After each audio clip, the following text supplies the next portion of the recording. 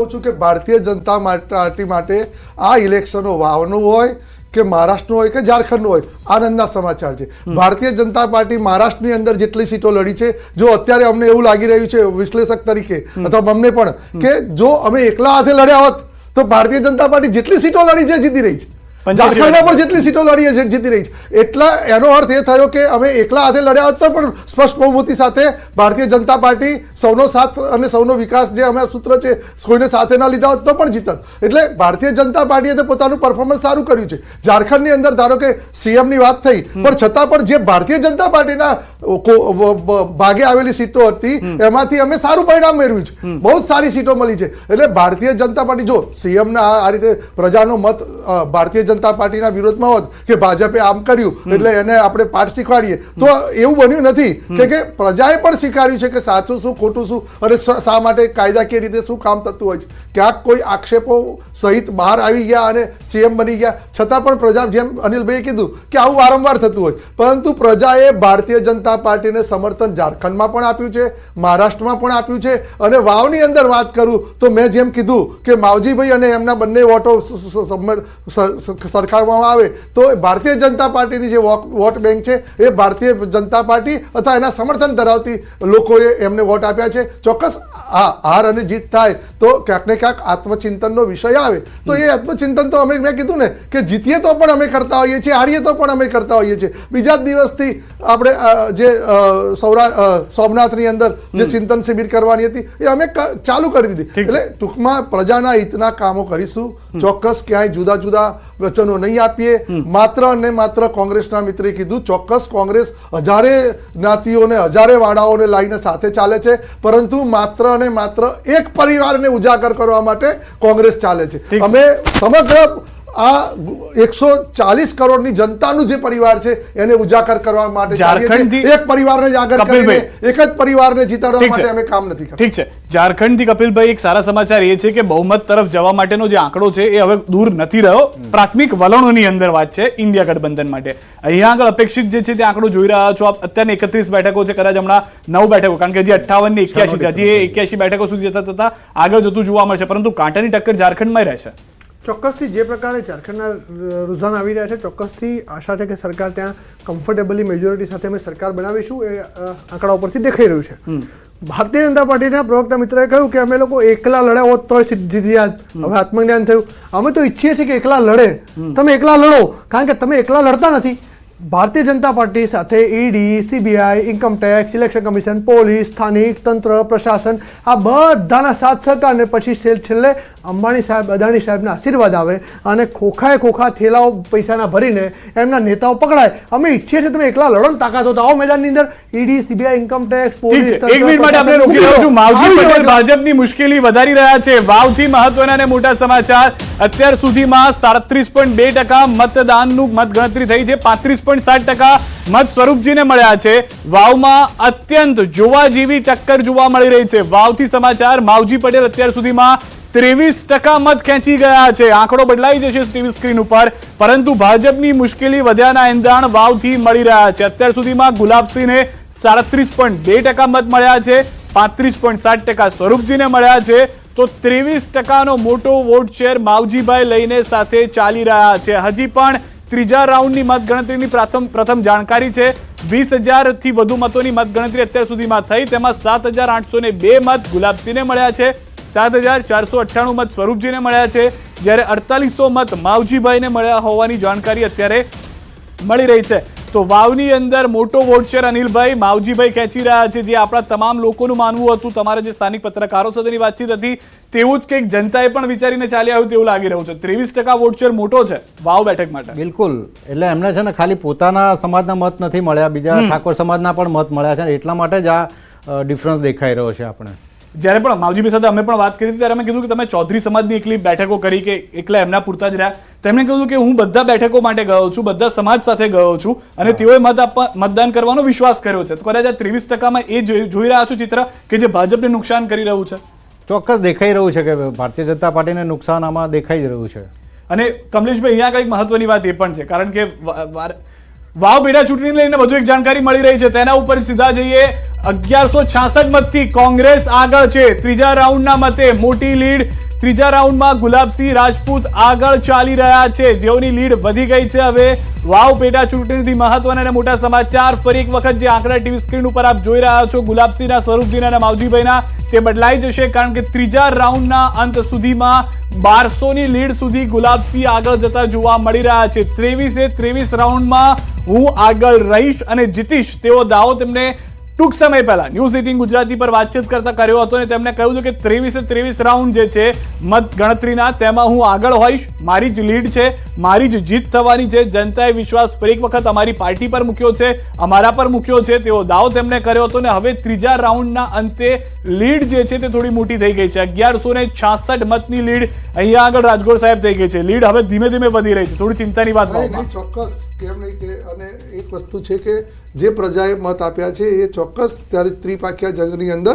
કોંગ્રેસ જીતતી દેખાય છે અને કોંગ્રેસ આગળ પણ દેખાય છે. અમે સ્વીકારીએ છીએ, મેં કીધું ને કે ક્યારેય કોઈ વસ્તુ ભારતીય જનતા પાર્ટીનો જે સાચો કાર્યકર્તા છે ક્યારેય અસ્વીકાર કરતો જ નથી, સ્વીકારીને જ ચાલે છે. અને મેં કીધું એ રીતે આગળ પણ કોંગ્રેસની ક્ષતિઓ હશે, કેમ કે એ તો રાજકીય પાર્ટી છે, એમની પણ ક્ષતિ હોય, એ પણ હું પ્રદર્શિત કરવા અહીંયા આગળ નથી માંગતો કે કોંગ્રેસે આમ કર્યું એટલે આમને આમને.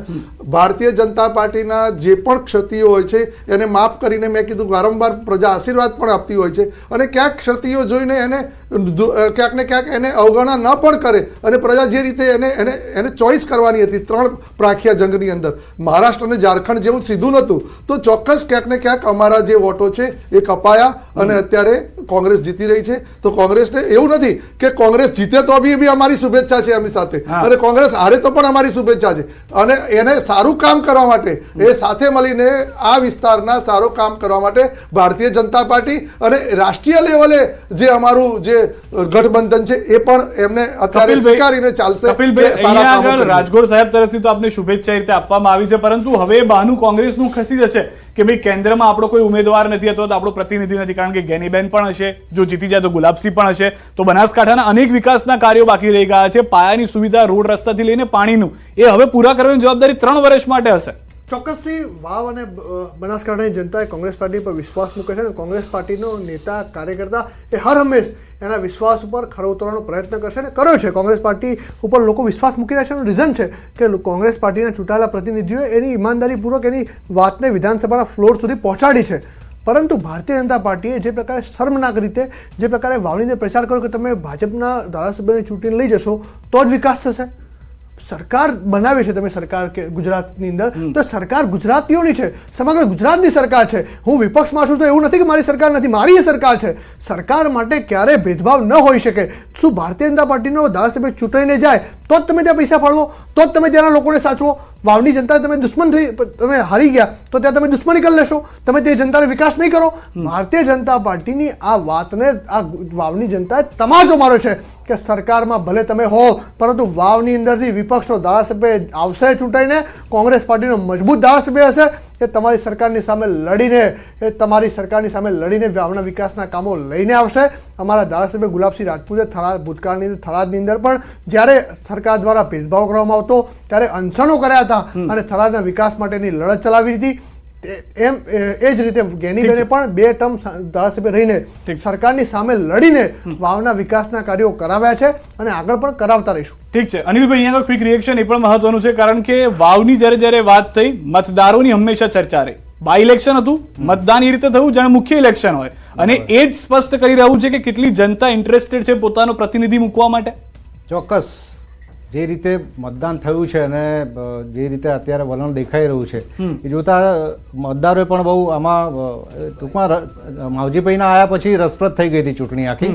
એટલે એ રીતે તમે જો એટલે પણ રાષ્ટ્રીય સ્તરે પણ વાવ બેઠક પર ફોકસ રહ્યું છે. એક મહત્વની વાત, હવે ટેલી જે છે તે અપડેટ થઈ ગઈ છે. કેટલા મત છે સ્વરૂપજી પાસે તે થોડા બદલાઈ જશે પાછા, કારણ કે અહીંયા આગળ ગુલાબસિંહ જે છે તે આગળ છે. ગુલાબસિંહના જે મત છે તે નીચેથી આપણે બદલી કાઢીશું, સુધારીશું, પરંતુ જે મુખ્ય સ્ક્રીન ઉપર આપ જોઈ રહ્યા છો, મુખ્ય સ્વરૂપજી જે છે તે 11,187 મતથી જે તેમને મત મળ્યા છે, જ્યારે ગુલાબસિંહ જે છે તે 12,360 મત તેઓને અત્યાર સુધીમાં મળ્યા છે અને માવજીભાઈને 6,510 મત મળ્યા છે. એટલે કે ઓલમોસ્ટ 50%. જો પહેલા ઉમેદવાર કે જે જીત તરફ ગુલાબસિંહ જોવા મળી રહ્યા છે તેમની વાત કરીએ તો તેની કરતા વધારે મત જે છે તે જોવા મળી રહ્યા છે અહીંયા આગળ. સૌથી વધારે મહત્વની વાત અનિલભાઈ, આપણે ચર્ચા કરતા હતા, ઓલમોસ્ટ 50% જે મત જે છે તે જો ગુલાબસિંહની કમ્પેરિઝનમાં 12,360 ગુલાબસિંહ પાસે તો 6,510 જે માવજીભાઈ પાસે છે. જો આ આખું ચિત્ર બદલાયું હોત તો સ્વરૂપજી ક્યાં આગળ હોત? બિલકુલ, એટલે મેં કહ્યું કે આ એક ફેક્ટર મહત્વનું. પહેલા અમને 50% જેટલો, અત્યારે એમને એનાથી પણ વધારે ડિફરન્સ થઈ ગયો છે. હા. એટલે જે પણ પરિણામ આવે જે એના માટે હું તો એવું માનું છું કે માવજીભાઈ પટેલ ફેક્ટર એના માટે નિર્ણાયક સાબિત થઈ. માવજીભાઈને મનાવી લીધો તો સારું હોત. બિલકુલ સાચી વાત હતી. માવજીભાઈને મનાવી લેવું ભાજપ માટે સારું બેઠક પર બચાવી હોત તો પછી એમાં માવજીભાઈને મનાવી લીધા હોત તો ફેર પડ્યો હોત ચોક્કસ. ઠીક છે કપિલભાઈ, અહીંયા આગળ આપના માટે સારા સમાચાર છે, કારણ કે લીડ વધારે છે. ગુલાબસિંહ 12,000 થી વધુ મત સાથે આગળ વધી રહ્યા છે. હજી 3 રાઉન્ડ થયા છે, બીજા 20 રાઉન્ડ બાકી છે. સ્પષ્ટ એ મત છે કે ગેનીબેન સાથે વાવની જનતા રહી છે, ગુલાબસિંહ સાથે વાવની જનતા રહી છે. ચોક્કસથી ફરીવાર વાવની જનતાએ વિશ્વાસ તો ચોક્કસથી મૂક્યો છે. વાવની જનતાએ ફરીથી ગેનીબેનને ગુજરાતનું ગૌરવ બનાવ્યું. ગેનીબેનને ગુજરાતમાંથી સાંસદ તરીકે લોકસભામાં ચૂંટીને મોકલ્યા. ત્યારબાદ હવે ગુલાબસિંહને વિધાનસભા મોકલવા જઈ રહી છે. આ ગેનીબેનના ઠીક છે, 1 મિનિટ માટે રોકી રહ્યો છું. વાવથી સ્થાનિક અમારી સાથે જોડાયેલા હતા ત્યારે ગૌતમભાઈ જોડાઈ ગયા છે, અમારા ન્યૂઝ 18 સંવાદદાતા. ગૌતમ, વાવની અંદરની જે હવે બદલાવતી પિક્ચર જે છે તે જોવા મળી રહ્યું હતું, પરંતુ ગુલાબસિંહનો જે દાવો આપની સાથે વાતચીતમાં હતો તે હજી બરકરાર છે. 3 રાઉન્ડ ગુલાબસિંહ આગળ.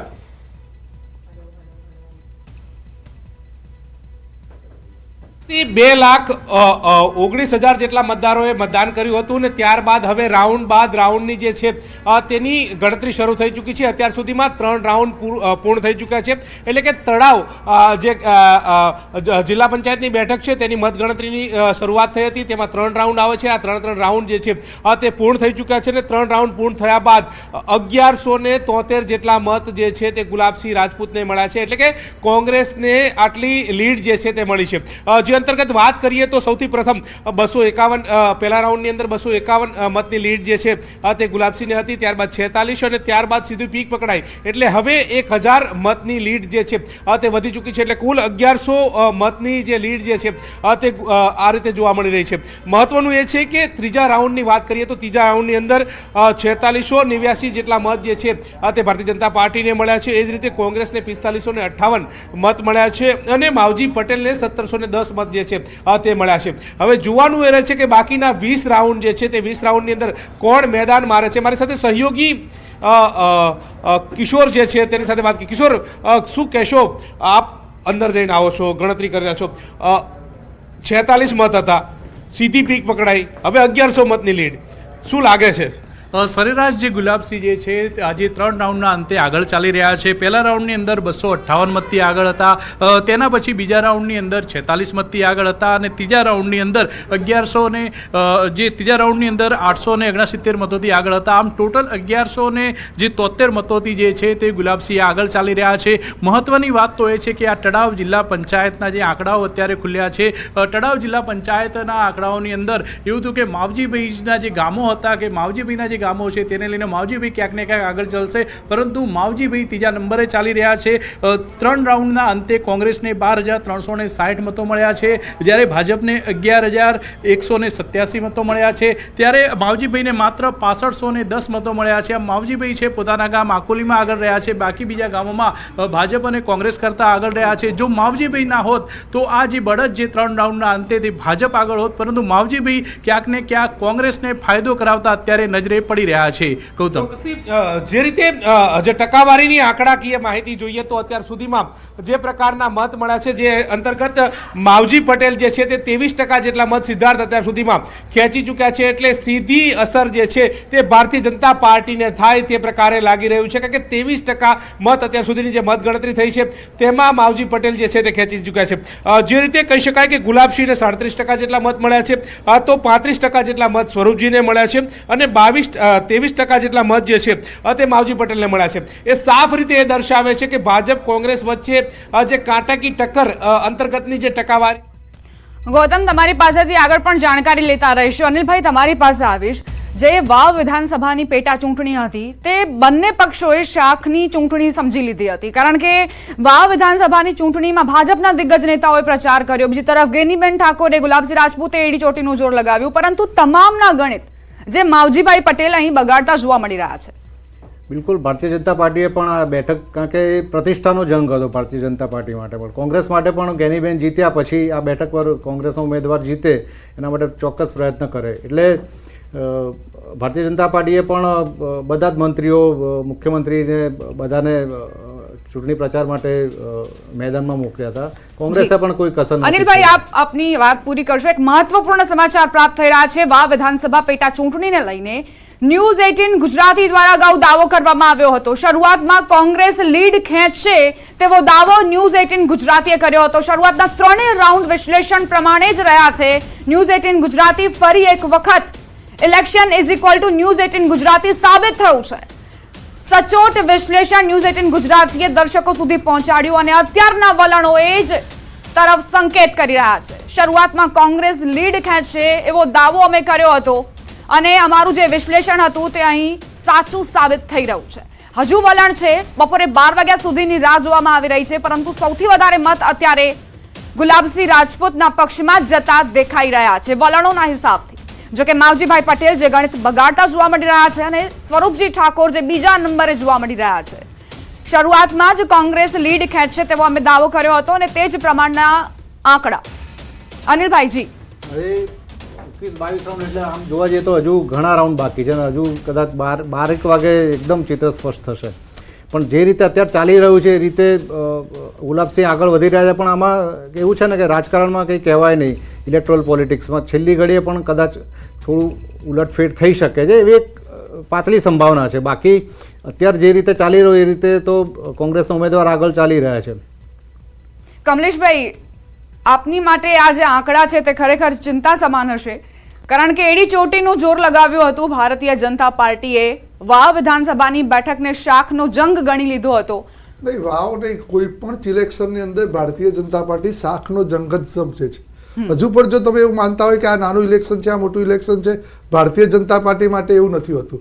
અને તમે આવ્યા ડિબેટમાં એ પહેલાં એ ચર્ચા પણ થતી હતી તે માવજીભાઈને તમે મનાવી લીધા હોત તો બહુ સારું. પણ ચોક્કસ અમે એવું માનીએ છીએ કે માવજીભાઈને મનાવવા માટે પ્રમાણિક પ્રયત્ન થયો છે.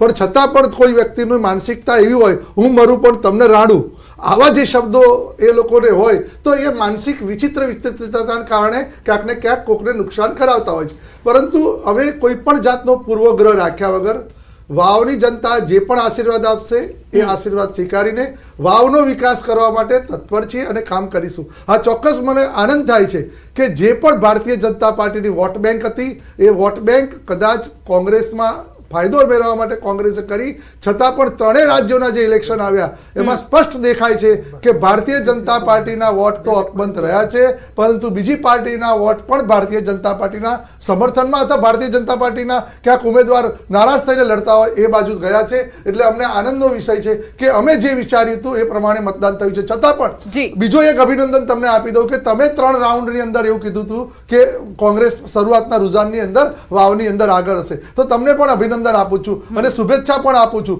તમે જે પાછળનું રિઝલ્ટ આપ્યું છે એ પ્રમાણે પાછા અગાઉના રુઝાન પણ એ પ્રમાણે જ ચાલે. જી કમલેશભાઈ, આપની પાસે આવીશ. મહત્વપૂર્ણ અપડેટ્સ એ કે મહારાષ્ટ્રના અત્યાર સુધીના રુઝાનમાં, અત્યાર સુધીના વલણમાં મહાયુતિને 151 બેઠક પર વધારે આગળ ચાલી રહી છે. ઇન્ડિયા ગઠબંધનની વાત કરીએ તો 86 બેઠક પર આગળ.